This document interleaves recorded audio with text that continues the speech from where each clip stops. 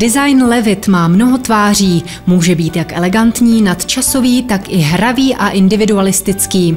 Díky systému výměny krytů Vario si můžete jeho barevnou tvář lehce změnit sami dle potřeby na základě 11 standardních barevných kombinací.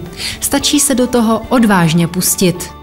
Pro výměnu barevného krytu rámečku zastrčte demontážní klíč mezi vrchní kryt a spodní díl rámečku. Jemným zapáčením kryt sundáte. Výměnný kryt ve vámi zvolené nové barvě přiložte ke spodnímu dílu rámečku a zatlačením na všechny 4 rohy ho nacvakněte. Pro výměnu krytu klapky spínače zastrčte demontážní klíč mezi vrchní a spodní díl klapky spínače. Jemným zapáčením sundáte kryt. Výměnný kryt v nové barvě přiložte ke spodnímu dílu klapky spínače a zatlačením na všechny 4 rohy ho nacvakněte. Stejným postupem jako u spínače vyměníte i barevný kryt zásuvky.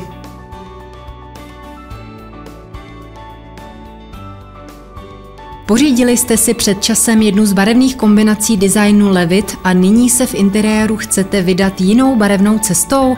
Jak snadné! Vyměníte pouze vrchní kryty všech přístrojů v instalaci. Chcete si vytvořit svoji vlastní kombinaci? Stačí koupit výměnné kryty dle přání nebo vkusu a začít si hrát.